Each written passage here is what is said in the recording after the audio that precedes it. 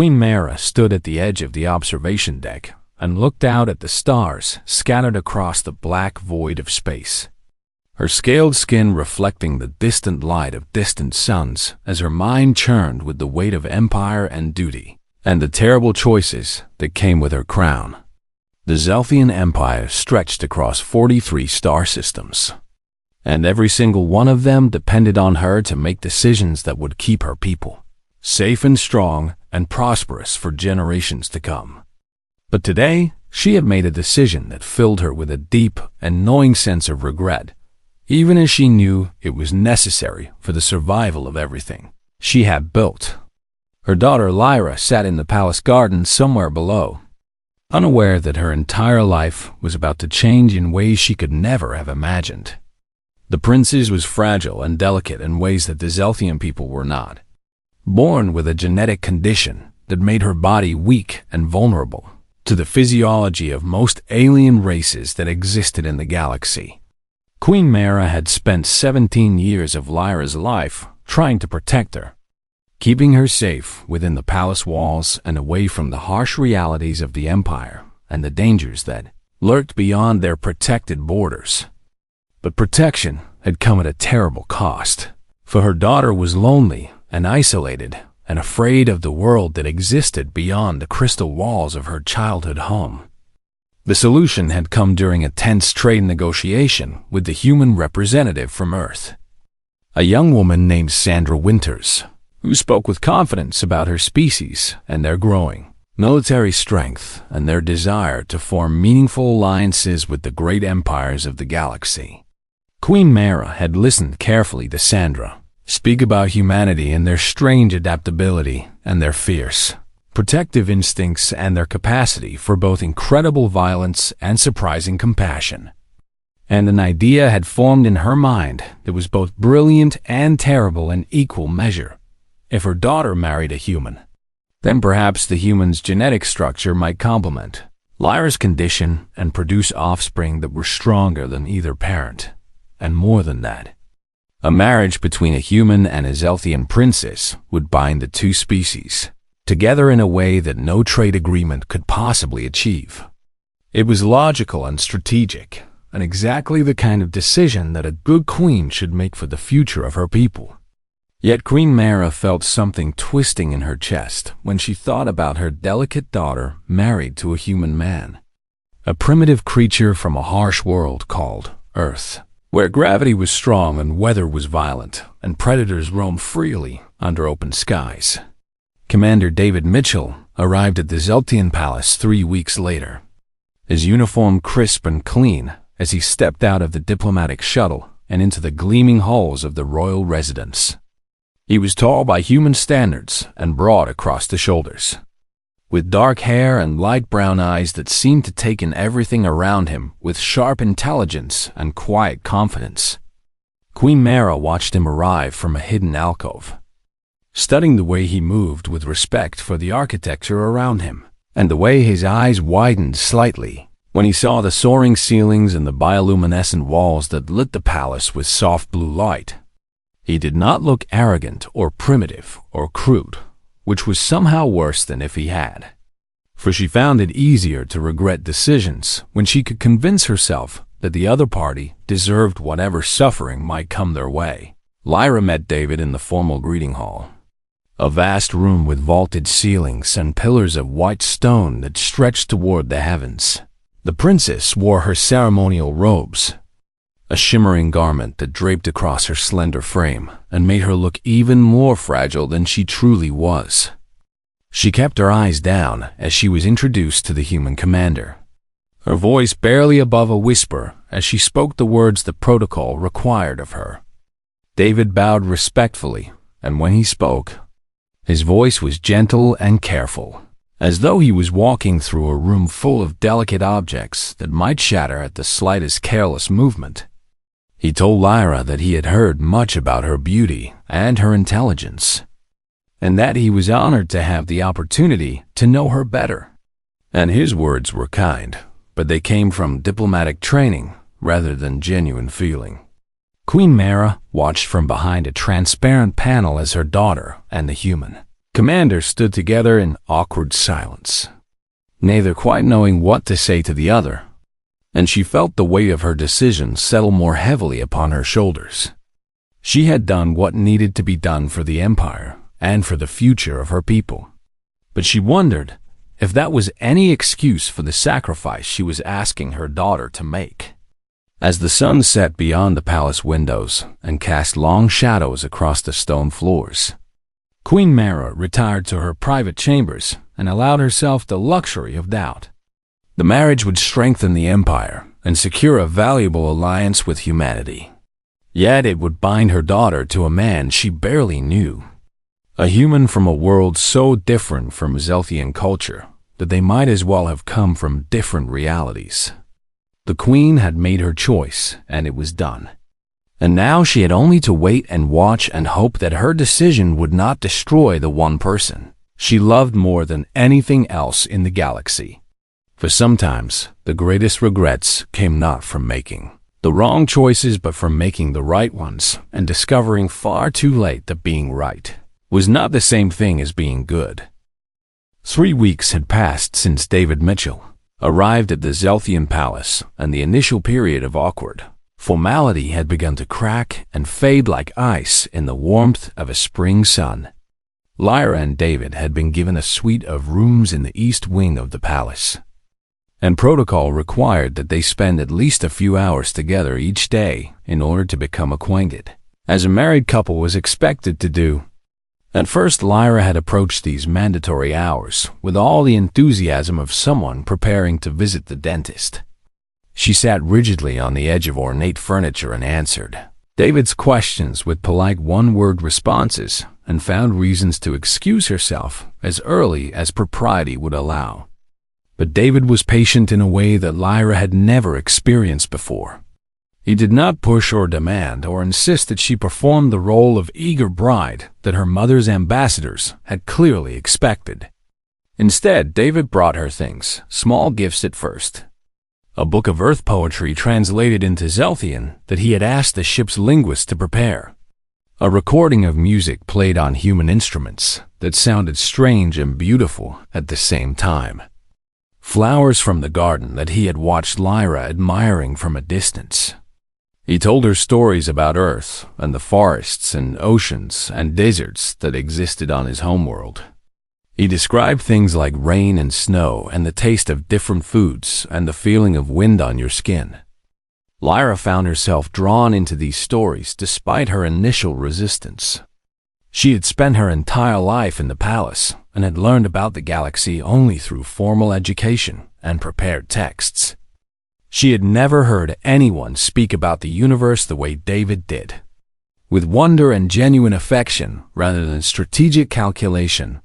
He made Earth sound like a place of magic and danger and beauty all woven together in the most complicated tapestry. One afternoon, as they sat in the observation garden that overlooked the palace grounds, David asked her about her condition. The question was direct but not cruel. He wanted to know what it felt like to have a body that worked differently than most Zelthian bodies. He wanted to know what she could do and could not do, what caused her pain and what brought her joy. Lyra had been taught her entire life never to discuss her weakness with anyone. Even her own mother preferred to pretend that their daughter's condition did not exist, or that it was some temporary affliction that might be overcome through willpower and proper breeding. But David asked with genuine curiosity and such obvious lack of judgment that the words came pouring out before Lyra could stop them. She told him about the constant ache in her bones and the way bright light sometimes made her dizzy and nauseous. She told him about the medicines she took each day and how they helped but never completely fixed the problem. She told him about the fear that lived in her chest every time she left her room. The terror that something in the broader environment might trigger an episode that could knock her unconscious for days. David listened to every word and did not look away in discomfort or disgust. He did not try to fix her or tell her that everything would be fine. Instead, he asked what he could do to make her more comfortable. And over the following days, he began to quietly adjust the temperature in their shared quarters and asked, the servants to use softer light sources and brought her foods that he learned were easier for her to digest. Behind the palace walls, Queen Mara was beginning to hear troubling reports from her court advisors. The nobles who had urged her to agree to this marriage in the first place were becoming concerned that the human commander seemed to actually care about the princess. It was supposed to be a practical arrangement, a strategic union that would produce stronger offspring and secure Earth as an ally. It was not supposed to develop into something that looked disturbingly like genuine affection.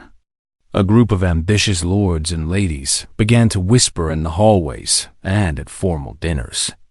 They spoke of how the human was clearly trying to manipulate the princess, how he was using false kindness to gain influence over her and weaken her loyalty to her own people.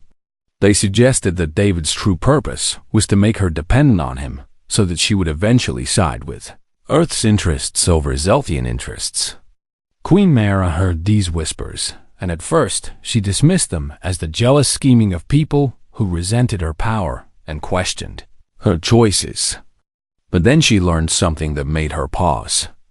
David had been visiting the medical research division of the palace in secret, meeting with the Empire's greatest scientists and physicians who specialized in genetic conditions. When she had him brought before her to answer for his activities, David did not deny anything. He stood straight and met her gaze directly and told her that he had been working with the researchers to understand Lyra's condition and to see if there was any way to develop a treatment that might help her. He had done it quietly because he did not want to give her false hope. Queen Mara felt something tighten in her chest as she realized what this meant. David was not trying to weaken her daughter. He was trying to help her. He had used his access to human medical technology and his own intelligence to partner with Zelthian scientists to solve a problem that had plagued her family for generations. The queen did not know what to do with this information.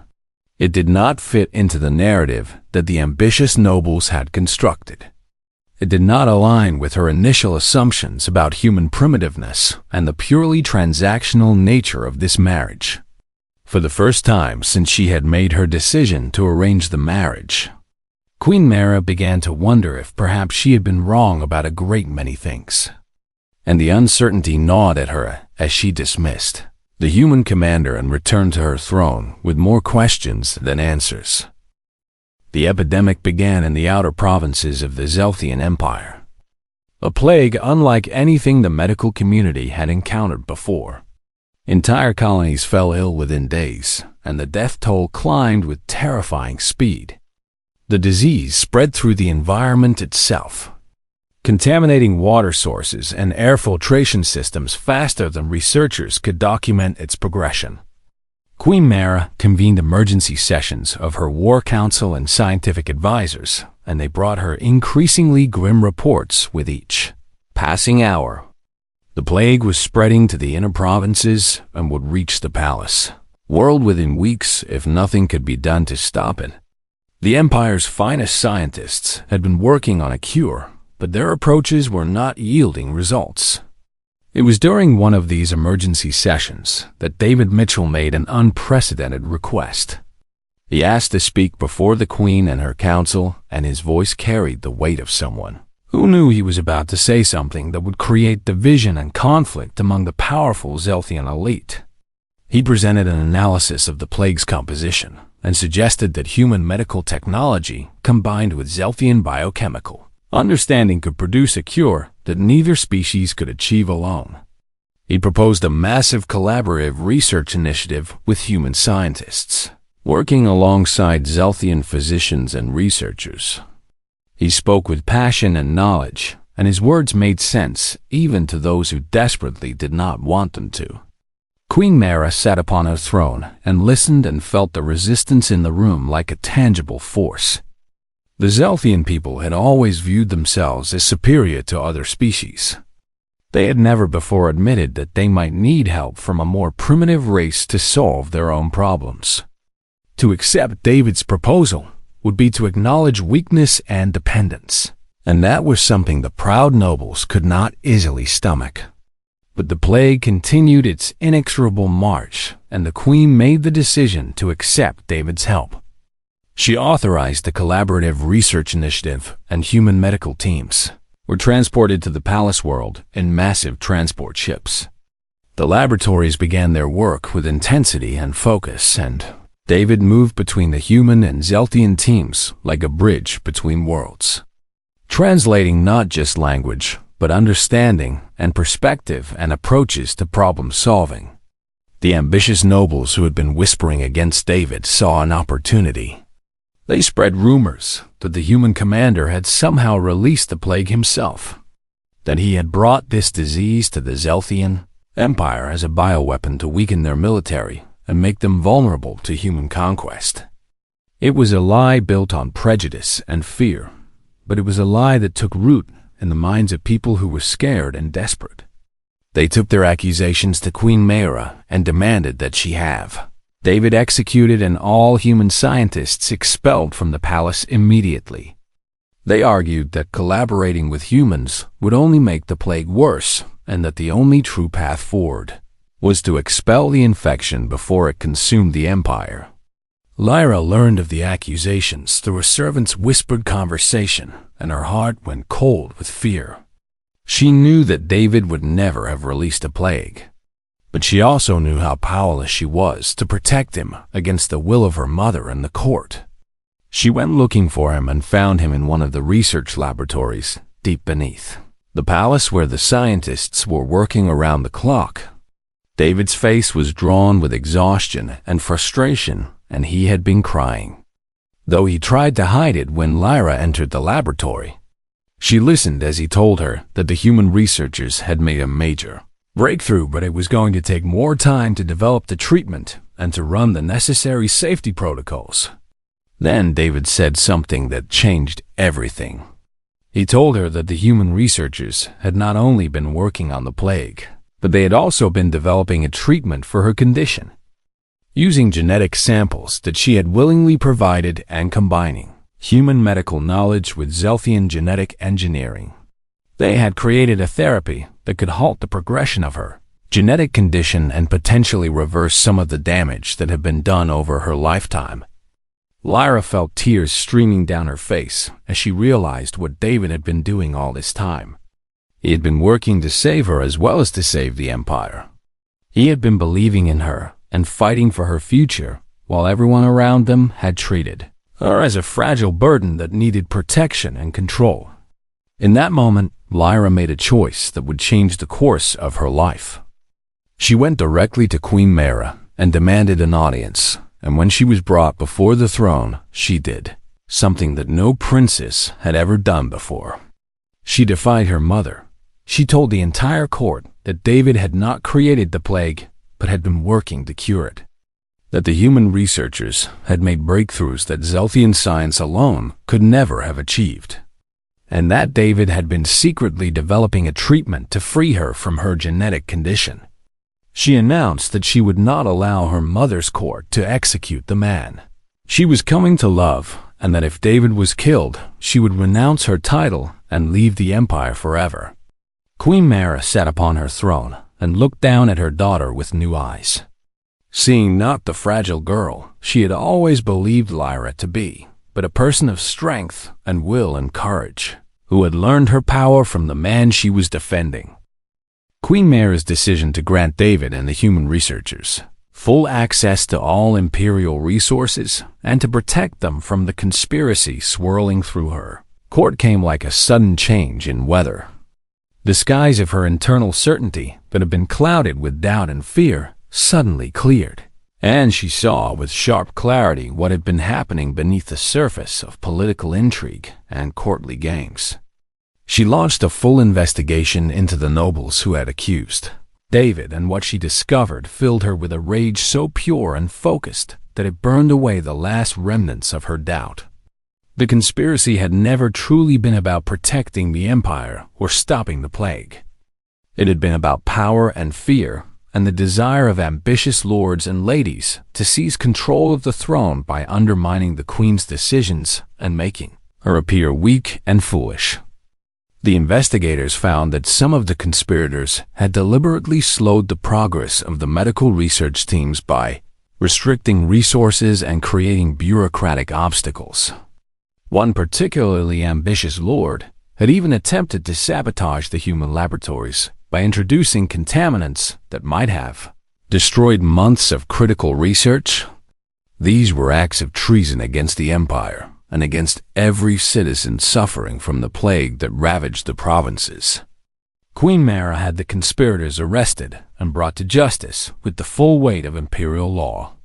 The trial was public, and the testimony was damning, and for the first time, the Queen's people saw their ruler taking responsibility for decisions that had been made in their name. She publicly acknowledged that she had been wrong about David and about humanity, and about the dangers that existed when fear was allowed to masquerade as wisdom. With the conspirators removed from their positions of influence, the research accelerated rapidly. David and his human team worked alongside the Zelfian scientists with a synergy that produced results faster than either team had anticipated. The breakthrough came 6 weeks later, when the final treatment was successfully administered to plague victims who had been selected for the initial trials. The results were miraculous. Within days, the patients who had been suffering from the worst symptoms began to recover. The plague that had been spreading through the empire like wildfire suddenly began to retreat and die. The cure was replicated and distributed throughout the provinces, and slowly the death toll stopped climbing and began to reverse. As the plague faded into history, David began his final project, the completion of the genetic treatment that had been designed for Lyra. Queen Mara sat in the observation chamber as her daughter underwent the procedure and watched as the human and Zelfian scientists worked together with precision and care to repair the genetic damage that had plagued her family for generations. Lyra emerged from the procedure alive and whole and stronger than she had ever been before. For the first time in her life, she could breathe without pain and stand without exhaustion and walk through the palace gardens in direct sunlight without becoming violently ill. She wept with joy, and when David embraced her in front of everyone, including her mother, the entire room understood that something extraordinary had occurred. Queen Mara found herself looking at her daughter with eyes that had been open to new understanding. Lyra was not the fragile burden she had always believed her to be. Her daughter was vibrant and intelligent and fully capable of making her own choices and deciding her own future. The forced marriage that had begun as a strategic maneuver had become something that neither the Queen nor anyone else in the Empire could have predicted. The changes that rippled outward from this moment were profound and far-reaching. David was appointed as an advisor to the throne and was given the authority to establish a permanent research facility where human and Zelfian scientists could continue their collaboration. Exchange programs were created that allowed young people from both worlds to study and learn from one another. More importantly, Queen Mara formally acknowledged her regrets in a speech before the entire empire. She spoke of her prejudices and her assumptions and her fear of what she did not understand. She told her people that she had been wrong to judge humanity based on false stereotypes and narrow thinking, and that the cooperation between their species had proven to be invaluable and beneficial to both sides. Months passed, and the alliance between Earth and the Zelfian Empire grew stronger with each passing week. Lyra and David stood together at official functions and diplomatic events, and the bond between them had deepened into something genuine and lasting. They made plans for their future together and spoke of children and of building a life that would honor both the human and Zelfian parts of their heritage. Queen Mara watched her daughter laugh with a joy that had never been possible during the long, lonely years of isolation and protection, and she felt the weight of her initial regret transform into something else entirely. It was not pride exactly, but something like acceptance and understanding that sometimes the best decisions were the ones we made despite our fears and our doubts. Sometimes strength came not from absolute certainty, but from the willingness to adapt and change and admit when we had been wrong. A year had passed since the plague was cured, and the conspirators were brought to justice, and the Empire had continued to transform in ways both subtle and profound. David and Lyra had been officially recognized by Queen Mara as the future leaders of a new era of cooperation between humans and Zelthians. The princess had taken on increasing responsibilities in the diplomatic corps, and she had proven herself to be a remarkably skilled negotiator who understood both cultures in ways that no one else could possibly match. David had become indispensable to the governance of the Empire, not because he held a title or wielded authority through force, but because his wisdom and perspective offered solutions to problems that had seemed intractable only months before. He had brought human innovation and human adaptability to bear on challenges that the Zelthians had faced for generations. And he had done all of this while treating every Zelthian he encountered with respect and genuine care. The relationship between Earth and the Zelthian Empire had become one of the most important alliances in the galaxy. Trade flowed between the worlds in both directions, and the human technology that had once been viewed as primitive was now recognized as valuable and innovative in ways that complemented Zelthian science and engineering perfectly. Young people from both species studied at each other's universities and established friendships that crossed the vast distances between worlds. The prejudices that had once seemed so natural and inevitable began to crumble as direct contact and genuine understanding replaced fear and assumption. Queen Mara had aged visibly over the past year, and she had begun to think seriously about passing her throne to a successor. She summoned her advisors and announced her intention to create a position of co-ruler, to be shared between David and Lyra when the time came for her to step down. The announcement caused shock and disbelief among some of the older nobles, but the younger generation and the common people embraced it with enthusiasm and hope. Lyra discovered that she was pregnant 6 months into her formal training for the responsibilities of rulership. The news filled both her and David with joy and purpose, and also with a kind of anxious anticipation. They worked with the medical researchers to monitor the pregnancy and ensure that the combination of human and Zelthian genetics would produce a healthy child. The delivery came on a night when both moons hung full and bright in the sky above the palace. David was present the entire time, and he held Lyra's hand and whispered encouragement and spoke to her of his love and his faith in her strength. When the baby finally arrived, the medical team ran their tests and confirmed the child was healthy and strong and free from the genetic condition that had plagued the Zelthian royal family for countless generations. The child was a daughter, and they named her Elena, a name that honored both the human heritage and the Zelthian tradition of meaningful naming. Elena had her mother's elegant features and her father's determined expression, and when the midwife placed her in Queen Mara's arms, the old queen wept with joy and relief and something that might have been forgiveness for herself. Queen Mara held her granddaughter and thought about the choices that had led to this moment.